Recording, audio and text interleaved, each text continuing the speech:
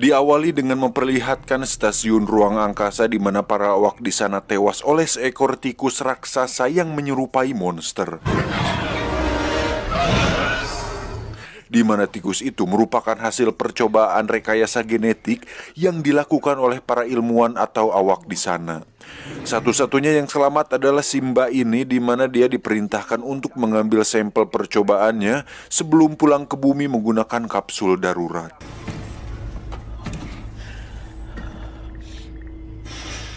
Mission Control securing the samples now. Copy that.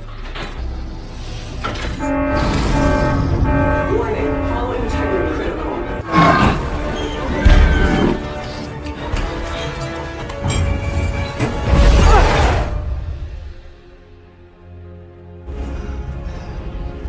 Naas kapsul tersebut mengalami trouble hingga membuatnya tewas dan hancur berkeping-keping.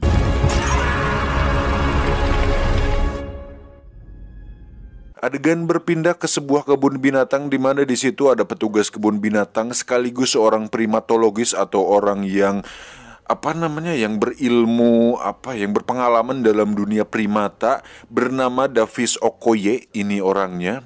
Davis sendiri sudah sangat dekat dengan para binatang dan memiliki chemistry yang sangat kuat dengan salah satu gorila albino bernama George. Ini orangnya. Ini orangnya? Ini gorilanya. Dan satu hal yang menarik, George adalah satu-satunya gorila toksik di kebun binatang tersebut, di mana Davis sering dijaili olehnya.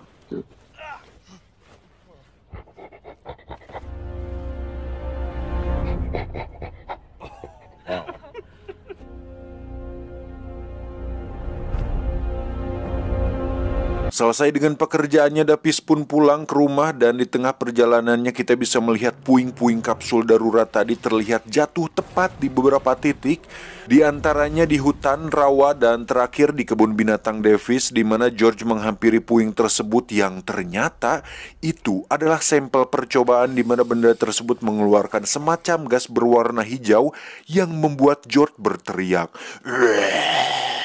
Kayak gitulah pokoknya.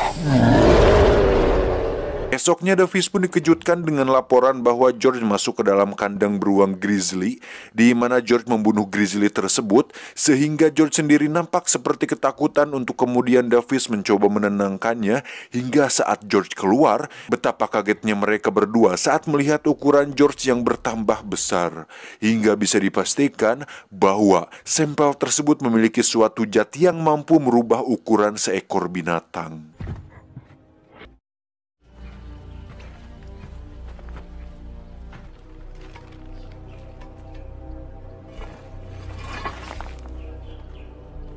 Adegan berpindah ke Chicago, di mana di situ ada dua bersaudara bernama Brett dan Claire, di mana mereka berdua merupakan pemilik perusahaan teknologi sekaligus otak dari sebuah proyek bernama Rampage, yang tidak lain adalah pemilik dari sampel zat tersebut. Proyek Rampage sendiri sengaja dilakukan di luar angkasa karena merupakan eksperimen rekayasa genetik yang tidak ingin diketahui oleh pemerintah dan masyarakat. Namun sepertinya hal itu merupakan ide yang buruk. Well, he's the us. Adegan berpindah ke seorang ilmuwan bernama Cat. Ini orangnya, di mana si Cat ini merupakan mantan ilmuwan yang bekerja di perusahaannya Brett dan Claire, sekaligus adik dari si mbak yang tewas di kapsul luar angkasa tadi. Hingga saat Cat melihat berita tentang insiden tersebut, Cat pun langsung pergi ke kebun binatang.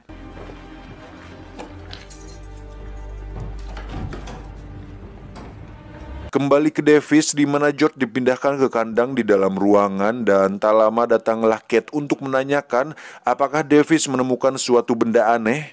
Hingga saat Davis menunjukkan sampel percobaannya, Cat pun berusaha memintanya, namun Davis tidak ingin memberikannya begitu saja sebelum mengetahui apa itu. I guess we can't help each other. Karena benda tersebut sudah merubah George sahabatnya menjadi seperti hulak putih berbulu. Demonstrating levels of aggression you don't see in his species. Kate pun akhirnya menjelaskan tentang proyek Rampage, di mana proyek tersebut merupakan rekayasa genetik yang hampir sama seperti Zat Hulk milik Bruce Banner, yang mana mereka mencoba menggabungkan beberapa genetik hewan terpilih, di antaranya paus biru yang memiliki tingkat pertumbuhan paling cepat, kekuatan kumbang badak, kecepatan cheetah, dan lain-lain. Sehingga siapapun yang terkena zat tersebut akan memiliki semua kekuatan yang dimiliki oleh para hewan terpilih tersebut. Wow! Tak lama George yang semakin membesar pun tiba-tiba mengamuk, di mana beliau menghancurkan kandang dan menerobos gedung hingga membuat warga sipil panik.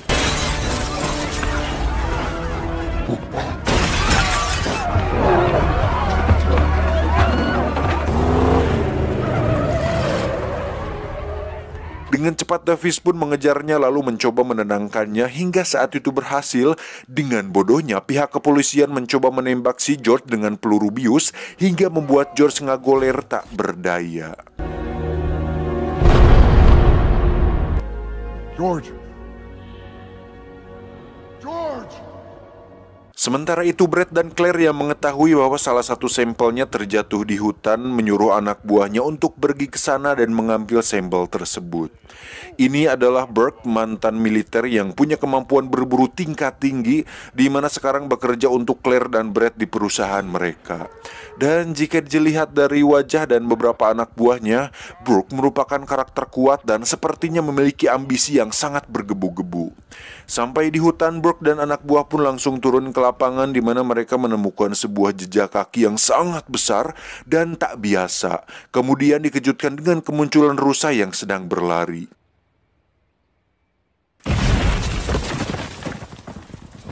Yang terjadi selanjutnya benar-benar sangat mengerewaskan, di mana salah satu anak buah Burke dihantam oleh semacam serigala yang memiliki ukuran yang sangat besar.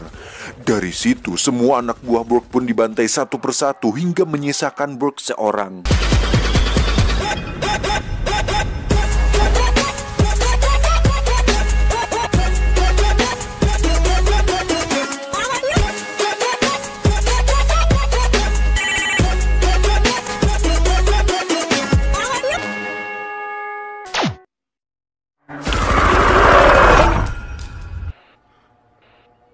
Taylor!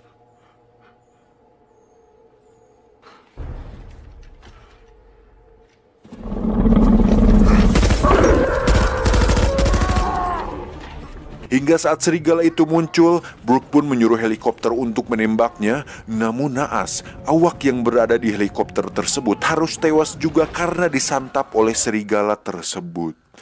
Menyisakan Burke seorang, dan karena dia mendapat bayaran yang lebih rendah dibandingkan dengan Dwayne Johnson, Burke pun harus tewas dilahap oleh serigala tersebut. Anjir, udah we gitu.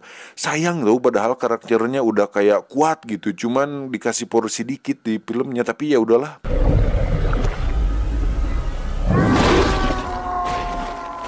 Kembali ke Davis dan Kate, di mana mereka dibawa bersama George oleh pihak militer, dan tak lama muncullah seorang pria bernama Russell yang merupakan biro pemerintahan yang khusus menangani kasus seperti ini. I'll see you on board.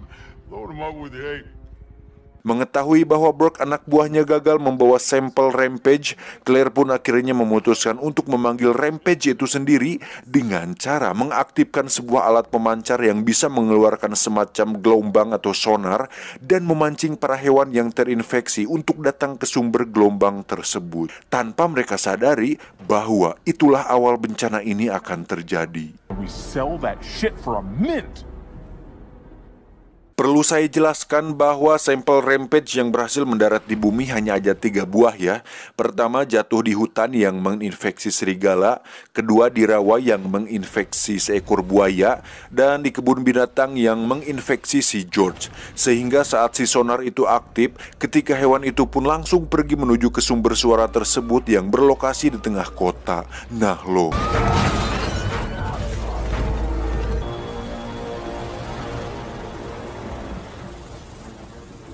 Hingga saat George mendengar sonarnya, dia pun langsung mengamuk di dalam pesawat dan membuat Davis dan kawan-kawan kewalahan. Beruntung Davis, Kate, dan Russell berhasil selamat dengan menggunakan parasut dan mendarat tepat di sebuah ladang jagung.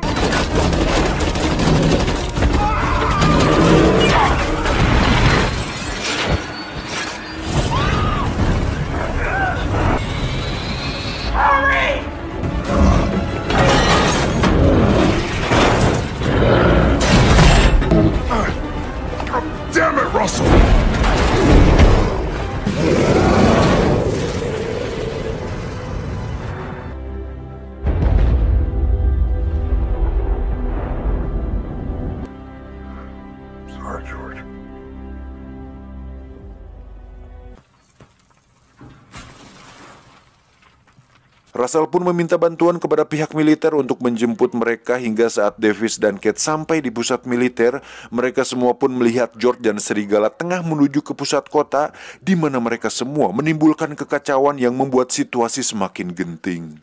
Kate pun menjelaskan bahwa mereka semua dipancing oleh sebuah sonar dan satu-satunya cara untuk menghentikannya adalah dengan menghancurkan pemancarnya. Namun sang jenderal yang keras kepala tidak mempercayai hal itu dan justru mengirim beberapa pasukannya ke sana untuk menghentikan George dan si serigala. Questions of their own.